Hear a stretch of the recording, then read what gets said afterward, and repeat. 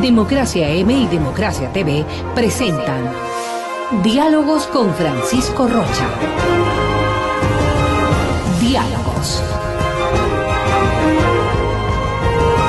Diálogos.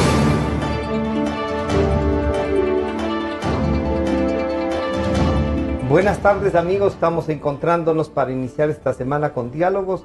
Está con nosotros la licenciada Rosario Utreras del colectivo Nosotras, pero además una activista ya, además de periodista, expresidenta del colegio de periodistas, y el señor general Ernesto González, ex jefe del Comando Conjunto de las Fuerzas Armadas, ahora en servicio pasivo, por lo tanto también una voz del colectivo de los militares en servicio pasivo. A los dos muchas gracias por acompañarnos. Gracias, Francisco.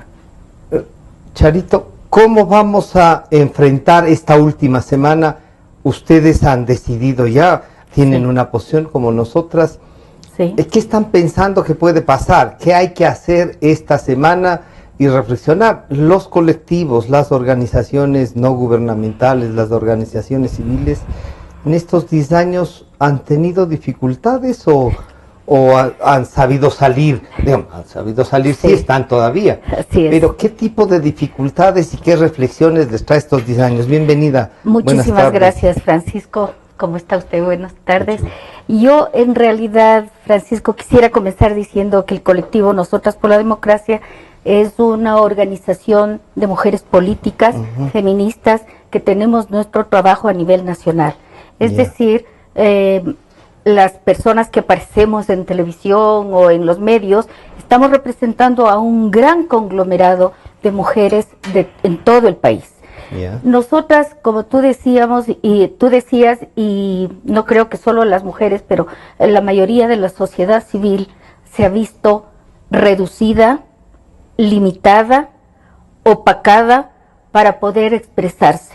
Y es por eso que una de los pedidos que nosotros le estamos haciendo al futuro presidente, el señor Guillermo Lasso. ¿Ustedes decidieron entonces votar definitivamente por Guillermo Lasso? Decidimos votar por Guillermo Lasso, pedir además poniendo el voto, muy ¿no? claro que nuestra posición en la primera vuelta fue por el general Paco Moncayo, igual con resolución de todas nosotras, con análisis de lo que significaba su candidatura, y una vez que él no pasó, volvimos a reunirnos y pensar qué se nos venía, cuál era la disyuntiva. El continuismo en el que hemos sido maltratadas permanentemente las mujeres, que nuestros derechos se han visto vulnerados y violentados, o intentar con una propuesta nueva a la que le hemos expresado muy claramente cuál es nuestra posición. Nosotras estamos seguras de que no lo que el señor Lasso pueda hacer en su gobierno no está muy cerca de nuestra agenda. Sin embargo, hemos decidido votar por él y durante su gobierno pelear, como lo hemos venido haciendo a lo largo de nuestra vida, porque nuestros derechos sean respetados, porque se nos dé las ubicaciones. ¿Están luchando este rato por reencontrar la democracia, por intentar? Exactamente, es una de las propuestas que nosotros decimos, exactamente, es recuperar la democracia, recuperar la institucionalidad de este país, hacer que la sociedad civil se fortalezca, volvamos a tener voz y podamos tener inclusive voto. Creemos que sí es posible con un nuevo gobierno, porque en estos 10 años vemos que definitivamente todo lo que ha tenido que ver con las propuestas desde las mujeres y para las mujeres ha sido negado, ha sido materia de burla, ha sido materia de cambios, y cambios para mal, para retroceder. Yo insisto en que esta ha sido una década de retroceso para los derechos de las mujeres, y así lo hemos analizado al interior del colectivo nuestro. Señor general, así como las mujeres entonces tienen unas decisiones, ustedes tienen, podríamos decir, un colectivo, ¿no? Además de una organización por ser militares en servicio pasivo.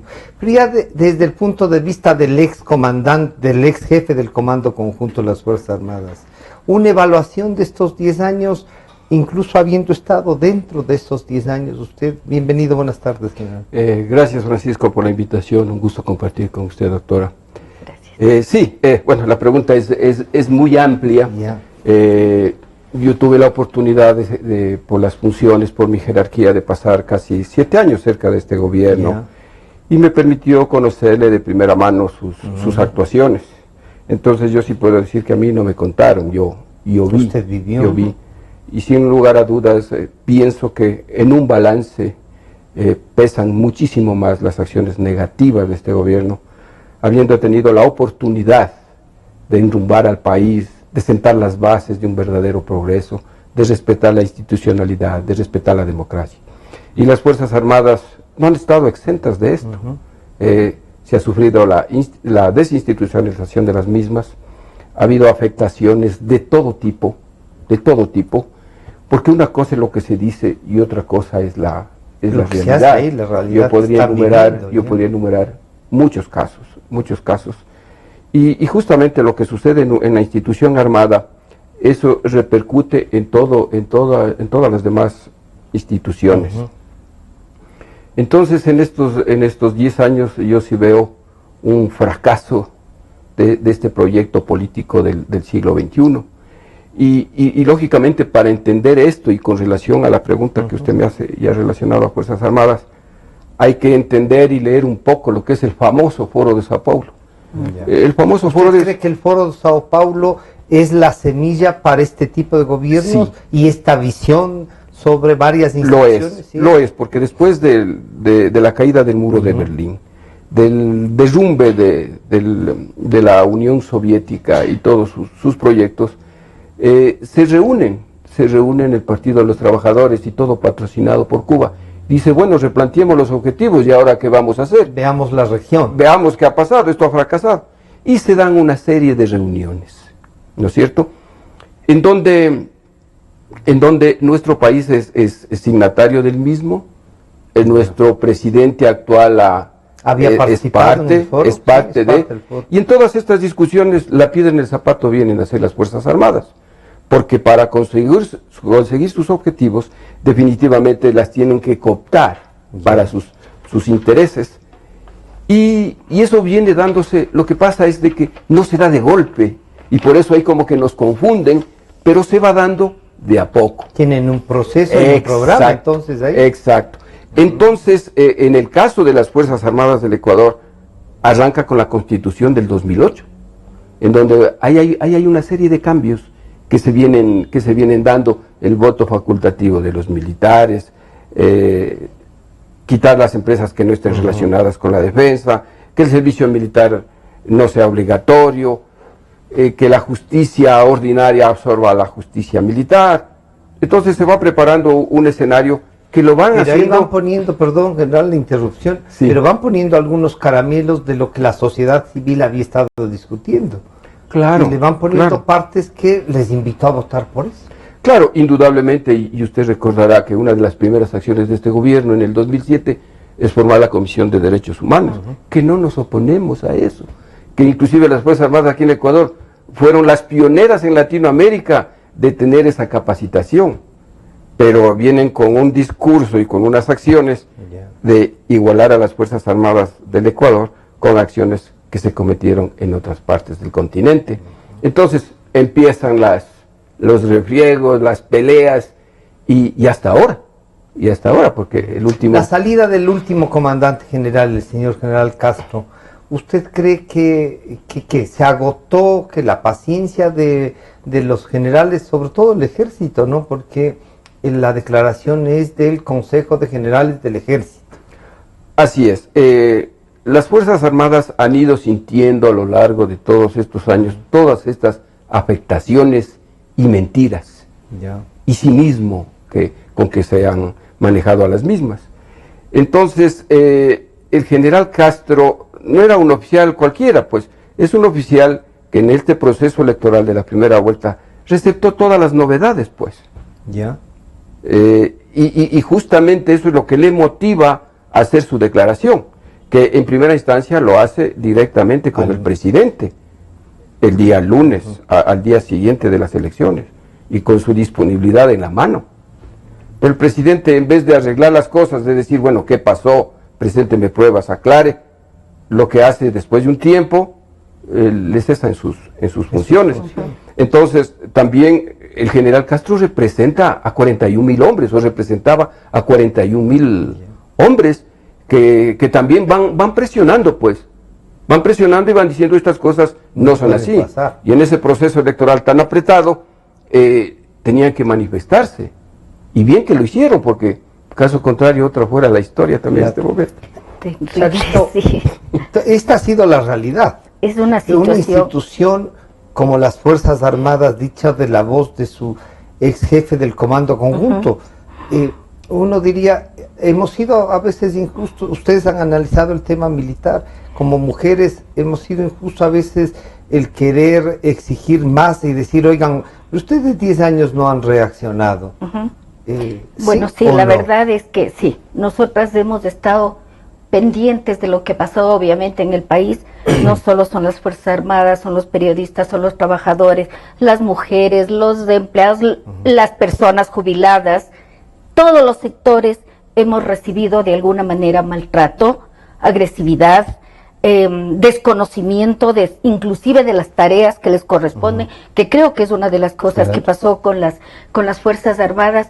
Y yo diría que estamos en un momento en que tenemos que tomar decisiones firmes. Yo haría un llamado a la gente joven, a todas las personas que tienen ya el derecho y la decisión de votar, que lo hagan con absoluta conciencia de país. En este momento no estamos pensando si el uno o el otro candidato. Es el país representado por un candidato contra la corrupción, contra la impunidad, contra todo lo que hemos venido sufriendo en esta década. Entonces, nosotras estamos pendientes de lo que pasa con los sectores más vulnerables que han sido tan golpeados como, yo creo que un capítulo especial son las personas de la tercera edad, son los jubilados, las jubiladas, que de todas las áreas, además, todas las áreas, exactamente. Ustedes con los del ISPA y todo lo que policía, pero por supuesto todo, es increíble cómo nadie se ha salvado de esta agresión, por decir la palabra más suave. ¿Por qué crees que algún grupo, y a veces con lo que obtuvo el licenciado Moreno, digamos, es todavía un grupo importante de los ecuatorianos? ¿A qué se debe primero esto que no sienten lo que a ratos parecería que otros sí sentimos? Sí, yo creo que hay que reconocer, hay grupos todavía ciudadanos que no están informados, que son fáciles de convencer, y con una campaña tan agresiva como la que han ido a los pueblos, de propaganda, ¿no? Exactamente, bueno, ese es otro capítulo, pero es la visita puerta a puerta a ofrecer lo que se llama el trabajo en terreno. Exacto, los $150 del bono, el territorio, exacto. Sí, el que una casa, ¿quién nos ilusiona ingenuamente, inocentemente, si te golpean la puerta de tu casa y te dicen, verá, si usted firma aquí, yo mañana le doy una casita? Creo que si me vienen a golpear a mí, preguntaré 2 veces quién es, pero claro, son engaños que funcionan. Son engaños que funcionan, y adicionalmente está el tema del fraude electoral. ¿Ustedes perciben de que hay esa posibilidad? Hay esa posibilidad, como ya hubo en la primera vuelta. Yo creo que las personas en las calles nos concretamos o nos estuvimos siempre pendientes de que haya una segunda vuelta. Ese fue nuestro mensaje, nuestra protesta, y la lucha fue por la segunda vuelta. Pero mientras tanto, ¿qué pasaba con los votos para la asamblea? A mí me quedan dudas. A mí me quedan profundas dudas de que hayan conseguido 70 o más votos, asambleístas. No es claro para mí. Ha habido muchas denuncias de actos irregulares en los diferentes centros de votación, o después inclusive ya en los lugares de conteo. Entonces, pienso yo ¿y esas dudas que crees que consolidó las declaraciones del general Castro? Así es. ¿O como que dio la razón a las dudas? Sí. Podríamos decir que sí, Sí, ¿no? definitivamente sí. O sea, yo creo que la posición que tuvo el general Castro fue absolutamente valiosa, valiente y que merece que en algún momento la historia le reconozca también. General, cuando usted era el jefe del Comando Conjunto, pasó lo del 30 de septiembre, ¿no es cierto? Así fue. Y usted ha escrito un libro que deja muy claro sobre qué pasó. ¿Cree usted que algún momento se siguen los juicios hasta ahora? Hay gente de la policía todavía enjuiciada y ya casi algunos con sentencias y eso. ¿Cree que algún rato, con todos los datos que usted nos puso en el libro, tendremos una cosa clara, sin las dudas de que esto ha sido manejado políticamente y no una sonada que buscaba un derrocamiento del régimen, esto de intentaron dar un golpe de Estado, con la paz que le da el servicio pasivo, digamos así, y el análisis que ha hecho, los datos que tiene? ¿Se hubo realmente un intento de golpe de Estado? No, no hubo intento de golpe de Estado y en el libro está claramente descrito todos los antecedentes, todas las situaciones que se fueron presentando en el transcurso de ese malhadado día. Que después se haya justificado de esa manera que hubo un intento de golpe de Estado, un intento de golpe de Estado blando. Se ha generado una historia entonces sobre Nunca en la vida del país se ha dado un golpe de Estado sin la participación de Fuerzas Armadas. o de quien quiera tomar el poder. Exacto, tal es así que fue una sorpresa y empieza a buscar culpables donde no había en ese nivel de golpe de Estado. Que se trató ahí de la pregunta sería, usted era el jefe del Comando Conjunto, ¿alguien le pidió que asuma el poder? ¿A usted? No, nosotros hay que recordar que las Fuerzas Armadas ya hemos caminado en democracia bastante, y han habido bastantes capítulos negativos, y nosotros en un estudio serio y sobre todo de interés nacional, en un trabajo de Estado Mayor, porque no solo el jefe de Comando Conjunto, los comandantes de fuerza, los generales que conforman el Estado, analizamos fríamente qué situación le convenía en ese momento, en ese escenario al país, recordando que el problema no solo era en Quito, era a nivel nacional. Entonces el país en realidad se podía convulsionar y se iba contra una institución tan importante como la Policía Nacional. Entonces todo eso se analiza, pero de una manera tranquila, sí, con el tiempo en contra, pero siempre pensando en el interés nacional. Y después, lógicamente, llama la atención que se trate de darle un giro al tema, que hablemos de golpe de Estado, que hablemos de perseguidos políticos, inclusive de la misma policía, de las mismas Fuerzas Armadas. Y lo que se trató fue una revuelta que tenía, como en efecto habíamos acordado, después ya cuando pasaron los hechos, de que sean sancionados en el campo administrativo, con el máximo rigor de la ley, o sea, pero en ese campo, y no pasar después al tema penal. Al tema penal. Claro. Y ahí están, perdón, Chavita, sí. Yo diría, de acuerdo a lo que tú mencionabas hace un ratito, Francisco, en el caso del 30S, ni este estado de propaganda que tenemos encima de nosotros y a todas horas y por todos los lados, logró convencer al país de que se trataba de un golpe de Estado. No logró convencer lo que ellos querían que la gente crea. Afortunadamente. O sea, generaron una historia, pero no dio más. Pero no dio la resultado. Megan no alcanzó. No, definitivamente no alcanzó. Y eso es muy importante también de pensar, ¿no es cierto? Que sí hay a nivel de la ciudadanía. La construcción de una idea será. Yo diría que la ciudadanía sí reflexiona también sobre lo que le están enseñando y lo que realmente vemos. Porque además, esa imagen de provocación que hizo el presidente de la República. Quieren matar. Sí. O sea, por favor, eso te dice mucho de lo que estábamos hablando. Ir a un recinto policial a decirles, aquí estoy, máteme, por favor. O sea, tenemos en estos años tantos espacios, escenarios y hechos y eventos que nos demuestran que, por favor, el 24 de mayo de este año sea el último de este gobierno. no más. General, no más que nos acaba de decir Charito Utreras, ustedes dirían, se puede con lo que va a quedar, no hay que desconocer que han sido golpeadas en su estructura las Fuerzas Armadas, la salida de tantos oficiales debe dejar un poco desprotegida a la fuerza como tal, porque construir, digamos, obtener un general desde la base hasta que llega a general, pasan que 35 años por lo menos, ¿no? Y es una inversión del país. Y alguno pasó que ni media hora para dar paso al siguiente, como comandante general. ¿Cómo han analizado ustedes? Y no sé si dentro también han analizado eso. Sí, indudable, se analiza y detenidamente. Yo tengo una confianza en todo este escenario que estamos viviendo, en lo que ha pasado, que la fortaleza de la institución es la que le ha permitido sobrevivir, digamos, porque intentos ha habido y muchos de desprestigiarla, de afectarla, como usted bien indica, en descabezar a los mandos.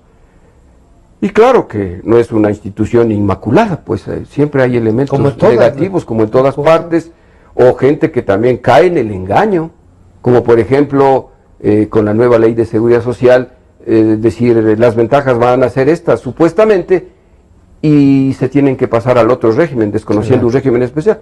Pero ¿cuántos son los que se han pasado? Se han pasado 2.712.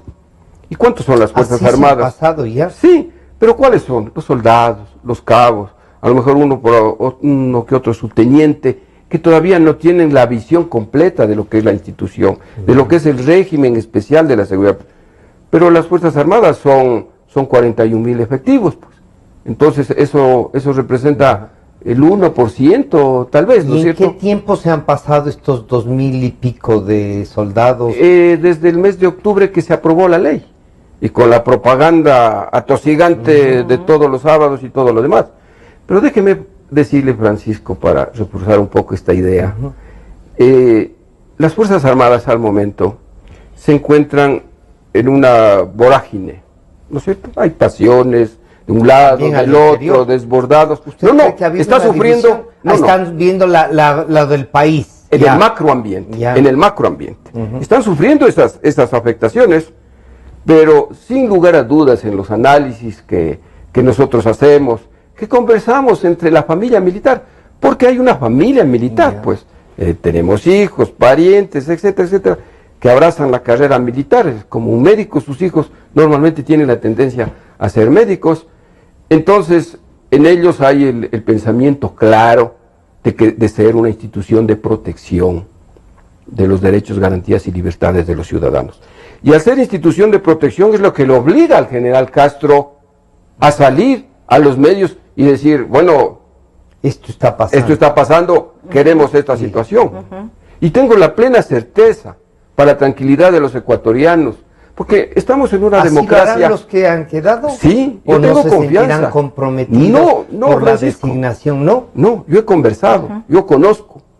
Han sido alumnos, los hemos formado, tenemos los mismos objetivos, los mismos ideales, los mismos valores y principios. Entonces, para tranquilidad de la ciudadanía, yo estoy convencido que las Fuerzas Armadas en este escenario que se avecina va a estar a la altura de las circunstancias, a hacer respetar el derecho mayoritario de los ciudadanos en un ambiente que verdaderamente nos deje satisfechos. Y mire, tal es así de que ya se tomaron algunos correctivos con relación a las elecciones pasadas de la primera vuelta. Este rato ya están militares al interior de la empresa Mongar, no en el número suficiente tal vez, pero por lo menos pueden vigilar. Sí, van a estar observando, van a estar atentos. Hay ¿Serán militares capaces de decir si pasa algo? ¿Sí? Claro. A lo que ingresan, quién entra, quién sale, a qué horas entra, a qué horas sale, qué lleva, qué saca. Eso es importante, porque si no el militar estaba ahí como digo yo, y discúlpeme el término, de tontos útiles. El otro tema que está acordado y que no lo ha difundido el Consejo Nacional Electoral como corresponde, porque supuestamente la primera vuelta electoral fue una maravilla, fue todo rápido, la última en tecnología y todo bien. Pero ahora, por ejemplo, en el escaneo de las actas, van a estar ahí la presencia de un militar, del delegado del Consejo Nacional Electoral, del policía. Entonces, hay 1.800 recintos electorales donde se escruta el 80% de los votos. Claro. Ahí van a estar, y también van a estar en el centro de procesamiento de resultados, que es lo que sigue alimentando al sistema que llega hasta Quito. Y entonces, será gente preparada, ¿no? En esas áreas. Sí, yo sé que están en capacitación, están suspendidos algunos cursos desde este día. En una capacitación de unas 72 horas saben lo que tienen que hacer, cuáles son sus alcances. Entonces, eso nos deja tranquilos. Y como le digo, las Fuerzas Armadas van a hacer respetar la voluntad del pueblo. Esta relación que se hace del nuevo comandante general, del señor general Narváez, de que tiene demasiada amistad, ya no solo la relación de oficial, sino que tiene relaciones de amistad, que ha sido el que ha firmado el acuerdo de las fuerzas bolivarianas en contra de la antigua Escuela de las Américas, donde se formaron algunos oficiales. ¿A usted no le generan dudas? Usted debe haber estado cuando el general Narváez le mandaron a hacer estos contactos, esta discusión, ¿o no? No, yo ya no estuve, pero sí, lógicamente uno tiene que contender con la clase política en temas muy difíciles. A mí me correspondió, por ejemplo, el presidente tenía desconfianza que no le asciende a un general, cuando yo era el presidente del Consejo y por sus méritos le habíamos calificado. Entonces, ¿qué le queda al comandante? Decir, me voy, pues no queda otra alternativa. O por ejemplo, cuando donaron unos aviones viejos de Venezuela, yo me opuse. Pero a veces esas decisiones políticas van más allá de las ¿Y se puede o se debe tolerar, digamos? No es tan para tolerar, pero sí para... Claro. ¿Cómo es esto de la obediencia, general González? Bueno, son temas bien complejos, ¿no? El artículo 159, obediente y no deliberante. Pero las Fuerzas Armadas en el fondo son deliberantes, pues, Francisco. Claro. Sí, porque, por ejemplo, si a mí me dan una orden, me dan una orden, vaya y mate. Y yo como autómata, como robot, no voy, pues yo tengo que deliberar que lo que me están diciendo está mal. Como ha pasado en este tema de las elecciones. No es que todo está bien, no está bien, está mal y lo manifiesto. Esa es la deliberancia para mí, ¿no es cierto? Entonces, volviendo al tema, Francisco, el general Edison Narváez, actual comandante, yo pienso que tiene el perfil, por algo fue calificado para general, es un general de división, tiene los conocimientos, tiene la experiencia. Sí, a veces hay esas relaciones que van un poco más allá de lo normal, que a veces son hasta necesarias para que nos entiendan, para que nos conozcan. Porque casi amistad, digamos. Claro, ¿no? porque ese es uno de los errores fundamentales de esta revolución, que no, además de que vienen formateados con el tema del Foro de Sao Paulo, no conocen lo que es la seguridad, lo que es la defensa de un Estado. Entonces, si usted une esas dos cosas, ahí está la afectación de la institucionalidad. ¿Cuántos problemas, cuántos dolores de cabeza se hubiese evitado el presidente si hubiese gobernado como corresponde, como un verdadero estadista? Y eso es lo que no ha sucedido.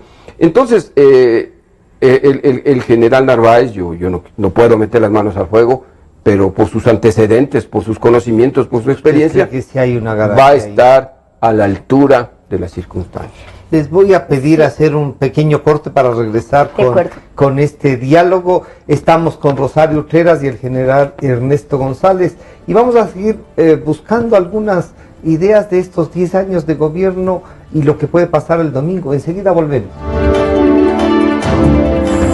En un momento regresamos con Diálogos por Democracia M y Democracia TV. Democracia. Sobre la emergencia de gas y energía que se está viviendo en la costa Caribe. Democracia. Rusia retoma críticas por retenidos en base naval de Estados Unidos. Democracia. Formulé el primer pedido histórico de perdón a las víctimas de las graves violaciones de los derechos humanos. Democracia. Solo noticias. Sentimos lo que la gente siente, amor, desamor, alegrías inmensas, decimos lo que la gente quiere, pasión, discusión, democráticamente, democracia, la radio.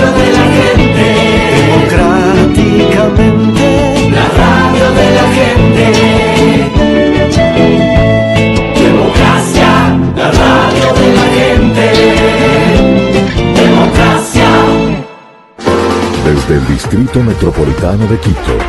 Cadena Democracia, la radio de la gente. Francisco Rocha está de vuelta con Diálogos por Democracia M y Democracia TV.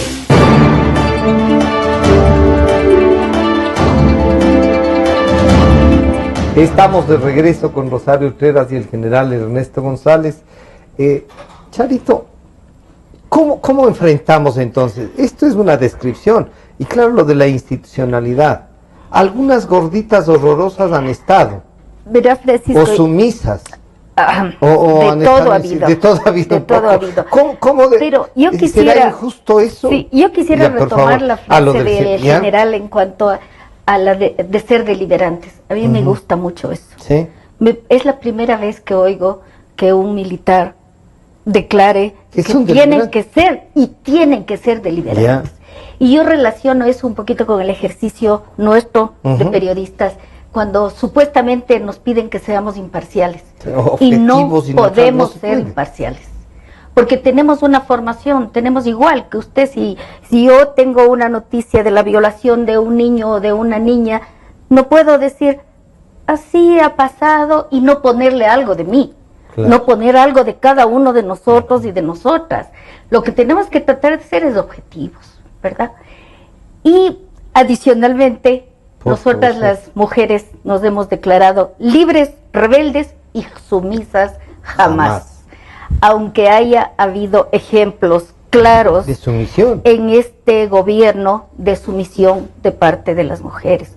Mujeres que ocupan espacios de relevancia, que afuera aparentan como que equidad de género en el Ecuador. 3 mujeres en la asamblea, pero ¿de qué nos sirven? Son 3 mujeres que se han sumado a la posición machista inclusive de este sistema patriarcal en el que hemos estado viviendo en estos 10 años, más que en los anteriores. Entonces, nosotras sí somos súper claras en eso, sumisas ni de broma. No. Los proyectos políticos no sumisos, digamos, no hacen sumisas a la gente, pero sí comprometen que si tú formas parte de un partido, tengas primero que deliberar al interior del partido y toma una decisión, pero dejar claro y mantener el pensamiento. Francisco, nosotras ahorita, dentro del colectivo nuestro de Nosotras por la Democracia, no es que hemos estado como borreguitos, todas diciendo sí a todo. En esta última decisión hemos tenido conflicto, hemos analizado, no todas ni todos, porque también tenemos compañeros sensibles al feminismo que han estado con nosotras y que dicen no, por Lazo no queremos votar por él. Y por muchas razones y razones y debatimos. Que deberían ser. Y decidimos qué es lo mejor para el país. O voto nulo, o voto blanco, o un voto valiente decidido por alguien con el que yo insisto, ya nos hemos reunido. Podemos tener diferencias y son lógicas, legítimas. El macro está. Yo quiero comentarles una frase que el señor Lazo en una reunión que tuvo con nosotras mencionó y que me parece bien interesante porque dijo, a mí me dolería o algo así, o no vería bien que ustedes no estén en las calles el rato que yo no les cumpla en las aspiraciones y propuestas que ustedes tienen. O sea, él sí cree que hay que, además de protestar, hay que ir a reclamar. Esa es la fuerza de la sociedad civil, de los movimientos, estos movimientos, estas organizaciones que inclusive se han partido, se han ocultado, se han creado organizaciones paralelas. O sea, por favor, la ciudadanía ha perdido en un 70% su fuerza, su valor, la decisión que debe tener de hacer respetar lo que quiere, de ser deliberantes, exactamente. Has recuperado. Y en esta parte, el tema de las Fuerzas Armadas, ¿han tratado ustedes? Como hemos conversado, incluso el de nosotras dentro de las Fuerzas Armadas. Hemos conversado en temas puntuales, coyunturales, diría yo.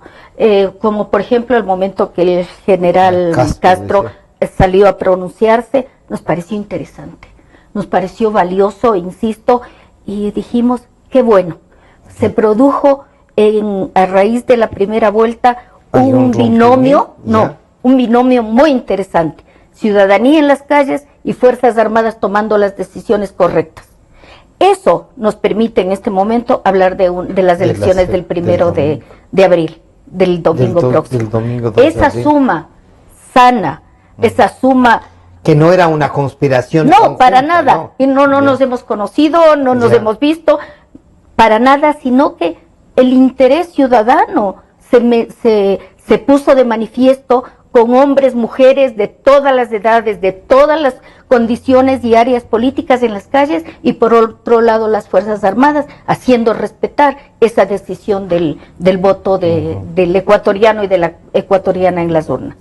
General González, esto que en definitiva después de las dudas de estos debates, las Fuerzas Armadas aupando a la Revolución Ciudadana, y resulta que no, hay un general que dice, sí, yo estuve en la presidencia y yo he estado con el presidente, sí, podríamos decir que hemos sido amigos, pero esto no es un tema de amistad, y nos pone claro el tema, y claro, dice, conjugar entre una decisión de gente a la que todo el país les da para que tengan esa institución. ¿Cómo se mira desde adentro la democracia? ¿Cómo ustedes analizan estos temas y resuelven? Porque a veces uno, claro, entra en la intranquilidad y dice, ¿qué pasa con las Fuerzas Armadas que no reaccionan? ¿No? Claro, no son un partido político. No somos un partido político, pero sin embargo las Fuerzas Armadas ecuatorianas, a las que conozco a fondo, tienen sus particularidades desde el inicio mismo de la nación ecuatoriana, la República Ecuatoriana. Y mire, hasta el 19 de febrero, las Fuerzas Armadas están presentes en el devenir histórico nacional. El soldado, el militar, el oficial, le conoce a su país. Nosotros le conocemos de primera mano, estamos en la costa, sierra, oriente. Yo mismo creo que estuve en 22 partes a lo largo de los 39 años. Entonces yo sé cómo piensa el azuayo, el lojano, soy de Tulcán, he estado en Guayaquil, he estado en Latacunga, he estado en Riobamba. Entonces le conocemos a nuestro país, le conocemos. Y hemos estado en los momentos difíciles, por ejemplo en la década del levantamientos indígenas, por ejemplo. Le conocemos la forma de pensar del indígena ecuatoriano, por ejemplo, ¿no? Entonces, conocemos esta realidad nacional que a lo mejor otras personas la estudian, pero no tienen la oportunidad de vivirla, ¿no? Entonces, por ejemplo, podemos decir de que a la sociedad ecuatoriana está muy dividida, hoy mismo está muy fragmentada. Las leyes geopolíticas también juegan en contra de eso, ¿no? Aquí hay un regionalismo bien marcado, la costa, la sierra, el oriente. ¿Usted cree que se ha marcado más todavía? Claro, recuerde usted en la Constitución anterior, uno de los objetivos nacionales permanentes para combatir este regionalismo era la integración nacional. Objetivo, integración nacional. Y si a esas leyes geopolíticas, yo digo un tanto adversas para buscar unirnos entre ecuatorianos, le unimos a un gobierno que trata de dividir más de lo que estamos, eso viene a ser complejo. Entonces el militar se va nutriendo de todos estos conocimientos y vemos que a nuestra democracia le falta caminar mucho, le falta consolidarse sobremanera, hay una falta de cultura política y cultura en general. Entonces todo eso conspira y desgraciadamente para que no tengamos un país un tanto más homogéneo y vienen y se generan los problemas que estamos viviendo. Usted diría, general, que hay un gran trabajo entonces para el gobierno que venga, sea quien sea, digámoslo así, ¿no? Nosotras ya ha tomado una decisión, pero sea quien sea, el tema de, ¿qué será la palabra? Reconstruir la institucionalidad. Así es. Yo pienso que cualquier gobierno, como usted anota, y no lo dice una sola persona, lo dicen muchas personas, en todos los campos, no hay que refundar el país, pero sí hay que reorganizar esto, hay que poner orden en la parte económica. Que no se debate mucho sobre el tema de la realidad esa, ¿no? Esa es la realidad nacional, pues. Esa es la realidad nacional. Entonces, el tema económico, el tema político, social, el tema social, como decía la doctora, la seguridad social está terminada en el país. ¿Cómo va a ser posible que al IES le deba 8.000 millones un Estado que está quebrado? Porque está quebrado el Estado, pues así hay que decir las cosas como son. Desconoció la deuda de la salud en 2.420 millones de dólares. Deja de aportar el 40%. Entonces, ¿dónde está ese seguro previsional para las futuras generaciones? No hay. Al ISFA le debe, desconoce con una ley, jocosamente dice, de fortalecimiento, cuando lo que hace es debilitarle en su máxima expresión, y le debe 417 millones, al ISPO le debe 300. O sea, este gobierno se ha gastado la plata que tenía y la que no tenía, porque también nos deja endeudados y no sabemos ¿en cuánto? En cuánto exactamente, porque no ha habido una transparencia. Pero lo que sí nos dicen es que tenemos menos deuda que Estados Unidos, proporcionalmente hablando con el Producto Interno Bruto. Y claro, que de América Latina somos el menos endeudado, han dicho. Claro, entonces juegan con los conceptos, juegan con los números y nos dicen que el petróleo que está vendido hasta el 2024 no es todo el petróleo, es una parte, pero dicen que eso no es deuda, entonces ahí ya no entiendo yo. Claro. Entonces no hablamos la... Charito, ¿qué debe? Por favor, sí, tenías una... Yo sí quería decir algo antes de que se me escape, que a más del regionalismo, que sí ha existido en el país, existe, hemos caído en una polarización del rico y del pobre, del bueno y del malo, que es a donde nos ha llevado este gobierno. Es otra de las cosas que tenemos que agradecerle, entre comillas. Sí. Agradecerle que nos ha puesto en veredas diferentes, ha creado odio entre unos y otros. Entre ecuatorianos estamos pensando el pelucón y el hombre del barrio. Al pelucón se le trata de una manera, al hombre del barrio o la mujer del barrio. La interrupción ahí, Charito, pero lo que pasa es que el pelucón hay en cada cuadra, porque además no te han descrito quién es, y entonces tiene una casa un poquito más pintada o más grandecita. Ese es el punto, ese es el punto, Francisco, que ni siquiera es el señor de San Borondón con el señor del Guasmo, no, es todos contra todos, y eso es gravísimo, y eso es lo que también tenemos que recuperar. Tenemos que recuperar el orgullo de ser todos y todas ecuatorianos y ecuatorianas, de ser seres humanos, de ser personas, que nos quiten de encima esta marca que nos han puesto de los buenos y de los malos. ¿Y quiénes son los buenos? Los que están de verde. ¿Y quiénes son los malos? Cualquier otro color. Entonces no podemos permitir que nuestro país se destruya así. Se destruye económicamente, se destruya políticamente y socialmente, dividiéndonos, poniéndonos en unos contra otros, que desgraciadamente a veces da resultados. O sea, los resultados divide y vencerás resulta que así es un adagio popular, pero que han puesto en juego y han ejecutado todos los días y por todas y de todas las maneras. ¿Qué debemos pedirles a los ecuatorianos, Charito? Además de la reflexión, las diferencias. ¿Cómo entendemos que la democracia es buena con todo del respeto, de la institucionalidad? O sea, todos creemos en la democracia. ¿Sí? Yo creo en la democracia, pero no en este remedio de democracia que hemos tenido en estos años. Creo una democracia donde las personas, los seres humanos, sean respetados, donde podamos ejercer nuestros derechos y cumplir nuestras responsabilidades. Vivir o disfrutar de la democracia significa tener una vida digna, significa tener una vida donde puedas trabajar, donde tengas espacios para estudiar, donde no te digan dónde y qué debes de estudiar. Eso me duele de los jóvenes. Conozco una señora que recién me decía, Francisco, una persona a la que le veo casi semanalmente, me decía, mi hija quería ser doctora y le han dicho que no, que lo que le conviene es que vaya a aprender de computación. La señora vive en Quitumbe y le han dicho que ella puede estudiar acá al otro lado de la ciudad. en un instituto para que estudie computación. O sea, la señora decía, no entiendo qué es lo que nos quieren hacer, no entiendo por qué nos tratan así. Y esa es la angustia que tenemos todos los ecuatorianos, todas las ecuatorianas. Cada día pensamos, mi hijo trabaja, ¿será que mañana va a poder seguir trabajando?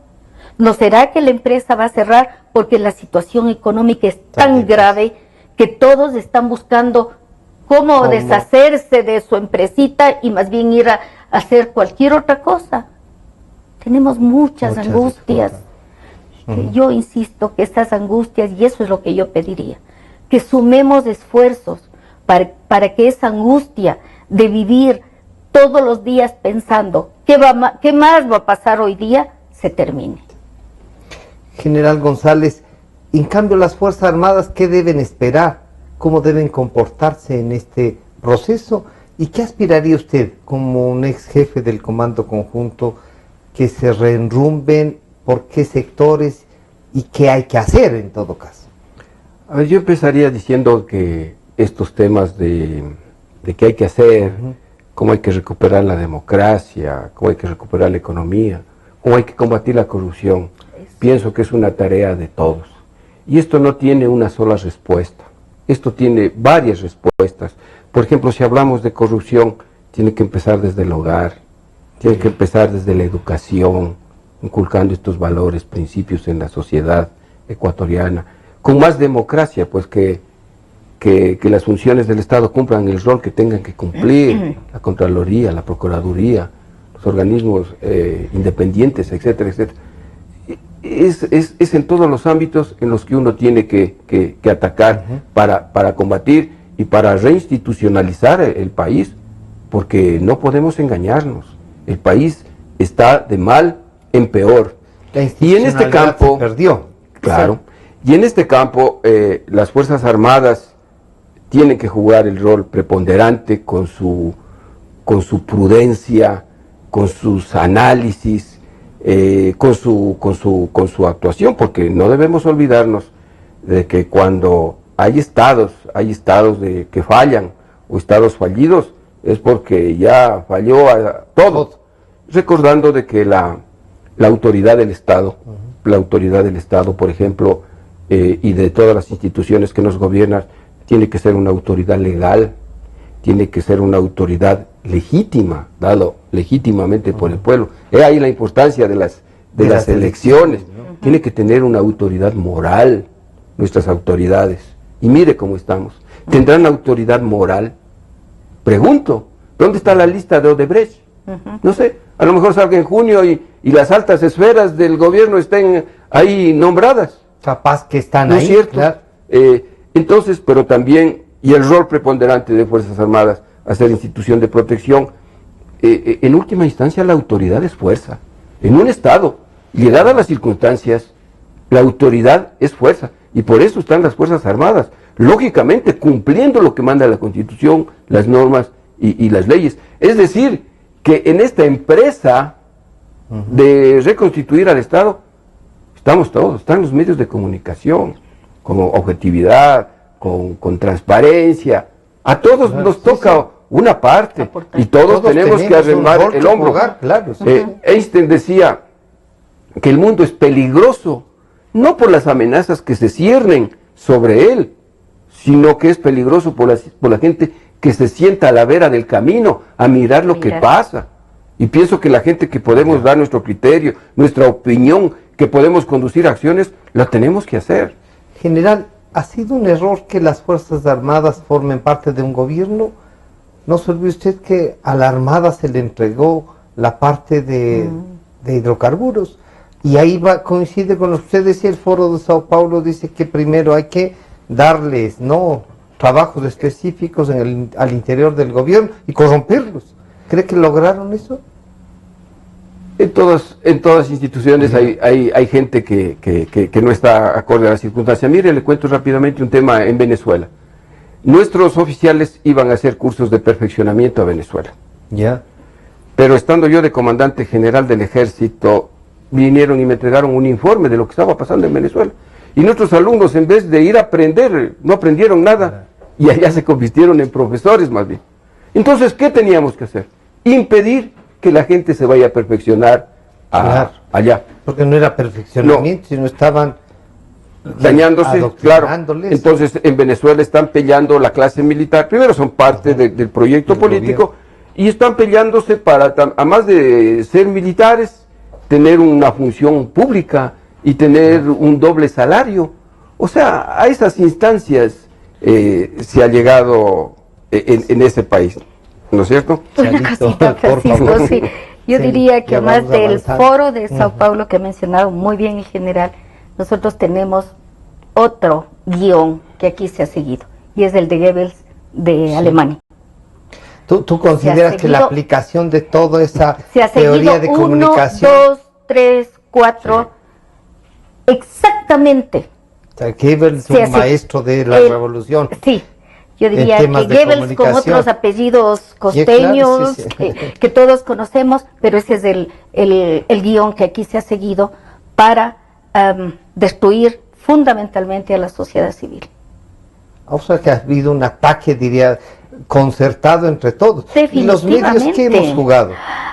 Yo diría que lamentablemente hay 2, 3, 4 medios independientes, pero hay como 20 incautados, públicos entre comillas, porque no son públicos, son al servicio del gobierno.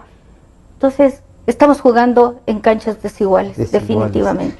Sí. ¿Tú crees que el gasto en propaganda, por ejemplo, de este candidato del régimen frente al otro, ¿en qué se puede diferenciar? Es impresionante la diferencia, y así como nunca nos han dicho, no nos han dado cuenta sobre carreteras, costos de carreteras, lo que se ha pagado, las famosas carreteras que cuando uno dice, me maltratan, no me gusta, pero tenemos carreteras. O sea, no sé qué balance hay, pero de esas carreteras que nadie nos ha dado cuentas, igualito en la campaña electoral, nadie nos va a decir el gasto de la campaña oficialista, que seguramente será 4 veces, 5 veces más de lo que deberían tener.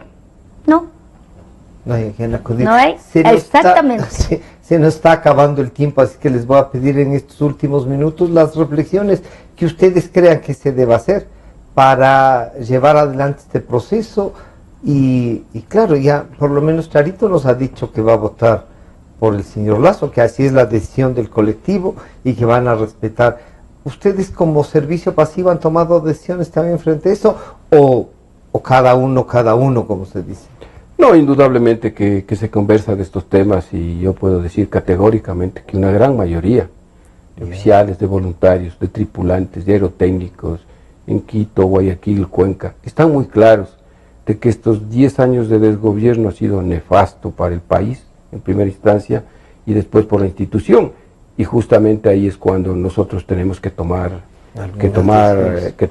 partido, porque viendo todas estas atrocidades que han pasado, se dice que el hombre sabio, el necio y el inteligente. El hombre inteligente es el que aprende de las experiencias ajenas. El sabio es el hombre inteligente es el que aprende de las propias experiencias. El sabio aprende de las ajenas, pero también hay hombres necios que no aprenden ni de las propias ni de las ajenas. Entonces yo sí pienso que en la sociedad ecuatoriana, con ese instinto de cultura, de educación, pero sobre todo de amor al país, sí tiene que haber una reflexión en este voto, tiene que haber un voto consciente. La elección pasada hablábamos de un voto útil, eso creo que quedó ahí en el olvido. Hoy tiene que ser un voto consciente, un voto reflexivo, mirando al pasado, no tratando de cumplir las mismas, que no se sigan dando los mismos errores. Y yo solamente quiero decir que mire esta campaña tan desigual, un candidato Lasso contra todo el aparataje del Estado, con aviones, con carros sin placas, con guardaespaldas, con todo lo que usted se puede imaginar. ¿Será justo eso? ¿Será democrático? ¿Será democracia eso? No es. Entonces, de todas estas arbitrariedades, podríamos tener otro programa completo para ir diciendo una por una. General, ¿usted le conoció en estos 7 años al licenciado Moreno? ¿Lo trató? Sí, tratamos y me admira el cambio que ha tomado. Porque yo le conocí en un plano de amabilidad, de escuchar a la gente, su sentido bonachón y todo lo demás. No se olvide que él tiene como carta de presentación su proyecto Manuel Espejo para atender a las clases más pobres y discapacitados. El proyecto lo llevó con el ejército, cuando yo era comandante del ejército. Cuando hicimos el proyecto piloto en la provincia de Cotopaxi, nosotros nos jugamos por entero, con todos los recursos, con nuestra gente trabajando a tiempo completo. Hubo por ahí hasta accidentes. O sea, pero yo le conocí en otro sentido, y hoy en campaña le veo que ha tomado otro tipo confrontativo. Sí, y también yo creo que honestamente no es la persona, para las circunstancias actuales, no es la persona que necesita el país. Charito, el último mensaje entonces para concluir. Sí, Francisco, decir a la ciudadanía que tenemos que ir a votar pensando en el país. Ni siquiera en partidos, en colores, sino el país, y la única opción es votar por un cambio que nos permita la vida que todos y todas aspiramos, una vida en derechos humanos, una vida digna, donde se elimine la violencia, esa violencia que ha venido marcando esta década desde las más altas esferas del gobierno para abajo, porque el tema es también ejemplo. El tema es pensar que quien está representándonos en el máximo nivel de presidencia de la República demuestra que puede ser un estadista, que puede ser un hombre que respeta, un hombre que puede llegar a consensos y que no es la persona que impone todo lo que debe pasar en el país. Porque no es su casa, no es su hacienda, es un país digno que se merece que le traten así. Yo solo una cosita, por favor. Siempre me quedó el interrogante. ¿Y por qué se aferran al poder? ¿Por qué se aferran? Si ha pasado 10 años.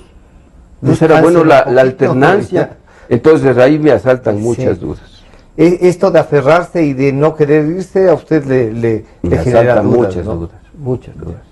Bueno, esperemos que esas dudas se resuelvan. Claro. Quiero agradecer al señor general Ernesto González, ex jefe del Comando Conjunto de las Fuerzas Armadas, y a Rosario Utreras del colectivo Nosotras por la Democracia, con quienes hemos compartido, reflexionado algunos temas. Este programa estará nuevamente a disposición de ustedes a partir de las 3 de la tarde. Agradecer a nuestros radioescuchas de la 920 y también a Facebook Live que nos siguen permanentemente. Nos estamos encontrando el día de mañana. Gracias nuevamente a ustedes.